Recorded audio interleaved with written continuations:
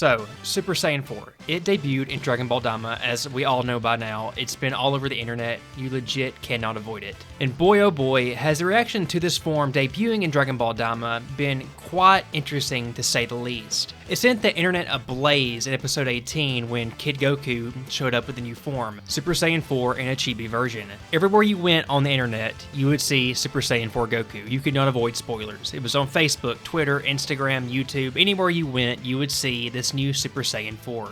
And there was no doubt a lot of excitement for a lot of people seeing this form, especially fans of Super Saiyan 4 and Dragon Ball GT. But that wasn't the only reaction. There were a lot of negative reactions to this form debuting in Daima as well. While there were a lot of people who loved seeing the form and seeing it become canon, there were a lot who extremely disliked it and have various reasons for doing so. Essentially, this form debuting and becoming canon has divided the Dragon Ball fandom, but that seems to be the norm for Dragon Ball Daima. This series, since the very day it was announced, has been a magnet for controversy, with many different people having very different opinions and thoughts on the series as a whole, ranging from the very concepts behind it to the nature of its announcement. Time and time again, it has divided the fandom and caused mixed reactions to everything it does. And Super Saiyan 4 is no exception to that. I saw a lot of comments online once Goku obtained Super Saiyan 4 in Daima, and a lot of people were ecstatic with excitement and super happy to see the form of the series and thought it was absolutely amazing. And others thought it was downright horrible, an absolute disgrace to the series, and hated seeing it to the point that it almost ruined the series entirely for them. And that seems pretty extreme, but each side being excited or disappointed have valid reasons for feeling that way. So why is the nature of Super Saiyan 4 and Dragon Ball Daima so divisive? Well, there's honestly a number of reasons, ranging from how the form was attained, the thought of it being done for mere fan service without having any real relevance in the story, the design, and overall the future issues that it can cause. But the main talking point and the reason for the division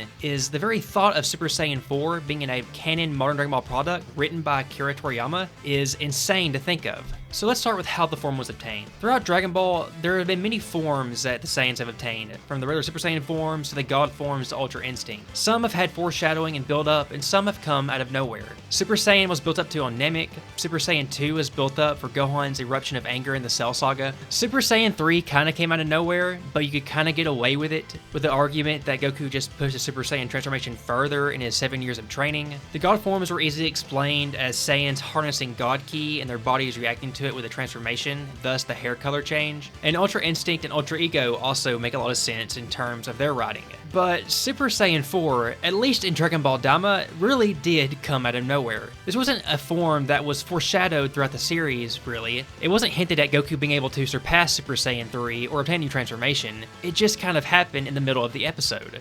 A lot of the times in this series, when a new form is obtained, there's a lot of festivity and grandeur surrounding it. Like with Super Saiyan God, it was talked about as this mythical, near impossible to obtain form, and obtaining the form had to be done a certain way, with the Super Saiyan God ritual requiring 6 pure-hearted Saiyans, with 5 essentially pouring all of their energy into another. But in Dragon Ball Daima, Neva, who has pretty much done lots of stuff out of nowhere through the entire series, such as bringing the Dragon Balls back and making them be able to be used again before their period of recharging is done, and being able to power up the Tamagami, and all this kind of crazy stuff that he's done throughout the series so far, just walks up to Goku and blasts him. There's not a lot of explanation to what exactly happened here. He simply walks up to Goku, holds his hand out, and blasts him what we assume is a type of magic that transforms Goku. So yes, there are ways to kind of explain it and kind of define what happened. It seems like the Super Saiyan 4 transformation in Dragon Ball Daima is obtained through magic, and combining that magic with Saiyan biology results in this Super Saiyan 4 transformation. So when Neva blasted Goku with this very powerful magic, it forced him to transform, but that really does feel kind of unearned. This isn't a transformation that Goku earned, and it was very convenient that Neva had the ability to do that, to essentially walk up to Goku and just give him this huge boost in power with an entirely new transformation. In Dragon Ball GT, there was a lot of build-up to Super Saiyan 4 to differentiate it from the other Super Saiyan transformations, pretty much harnessing the power of the Uzaru in the base form, thus resulting in the Super Saiyan 4 transformation having these 8 monkey-like features. There was episodes of build-up to it talking about how Goku could obtain this form, and for him to do so he needed his tail, and he had to learn to control the power of the Great 8. And a lot of those who reacted negatively to Super Saiyan 4 being in Daima will point out how convenient it is that Neva is able to transform Goku like that, and how the form being obtained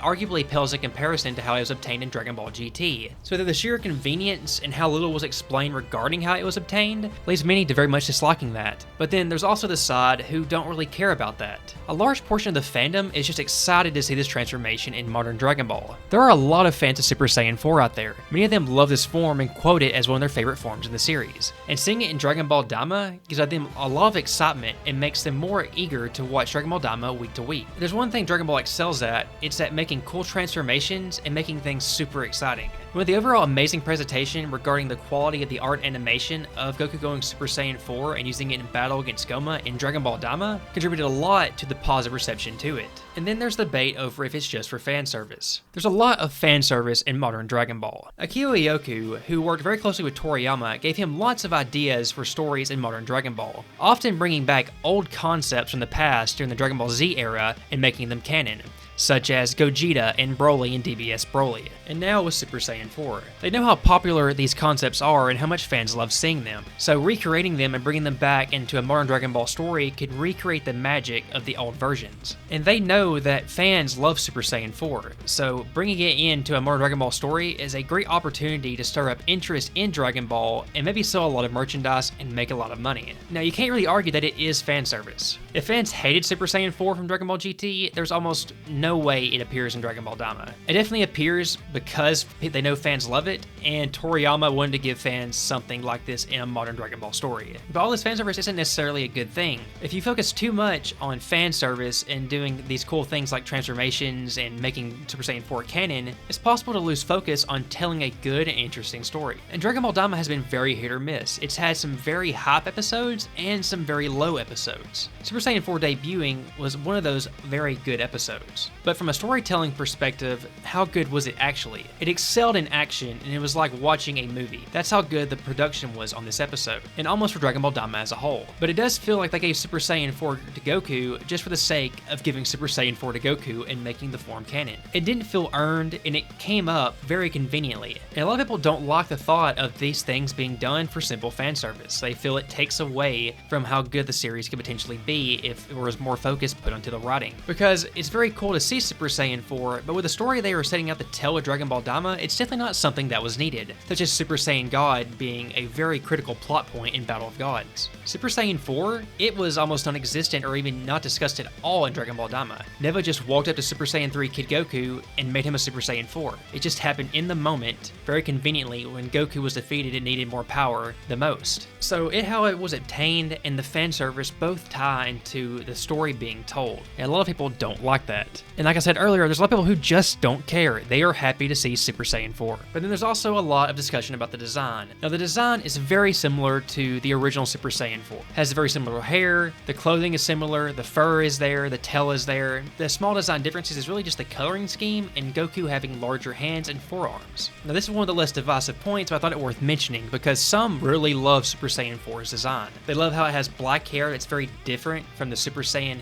yellow hair transformation and how it uses the Saiyan's base hair color. They like it having the fur and the tail, and this Super Saiyan 4 does have that, but it's red. And a lot of them don't like it being red because we've seen red be used for the transformation in modern Dragon Ball already, with Super Saiyan God, and there are some out there who prefer the old design and would have been happier with that same color scheme being used for Daima's version of the form. But if they did that, that would be a very big copy and paste, so at least Toriyama did try to tweak it a little bit to make it more unique. How it was obtained could be an issue, it being fan service can be an issue, its design is subjective and whether you like it or not, but one thing that this form appearing in Dragon Ball Daima does cause is potential future issues for the story. As many of you may know, Dragon Ball Daima takes place before Dragon Ball Super, several years before Battle of Gods. And in Dragon Ball Super, there's no reference to this transformation. Goku never uses it, Vegeta never uses it, it's never discussed, heard of, or mentioned.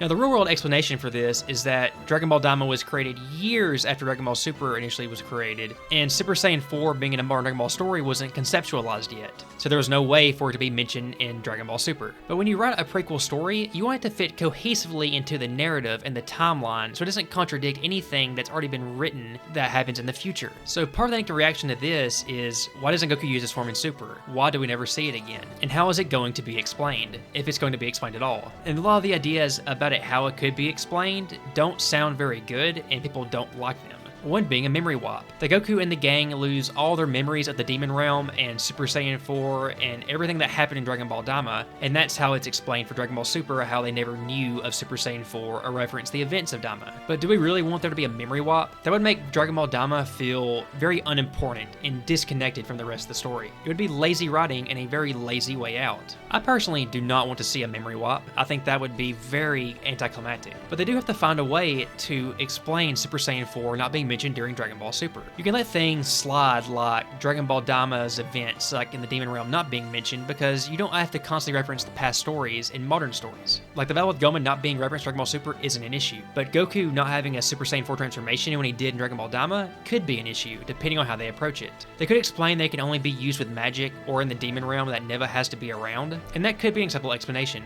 but some people still won't like that either. Essentially, Super Saiyan 4 Dragon Ball Daima is so divisive just because of its impact on the story as a whole. Some people love seeing Super Saiyan 4. They want to see it in action, and it brings them lots of nostalgia for their favorite form of the past. They don't care that it happened maybe in an ass-pull-like way because it makes them happy, it makes them excited, and they want to see it in action because they love seeing Dragon Ball fights. That's what they love about Dragon Ball, the action, the transformations, the characters powering up. Those are very common things that lots of fans love about the series. But Dragon Ball Daima continues to do what Dragon Ball Daima does best, and that's be controversial. And Super Saiyan 4 is no exception to that. My name has been Champizard. Thank you so much for watching the video if you made it this far. Please hit the like button, hit the subscribe button, and leave a comment with your thoughts on Super Saiyan 4 and Dragon Ball Daima. It helps the channel grow, it helps the videos grow. Thank you so very much for watching, and I'll see you next time.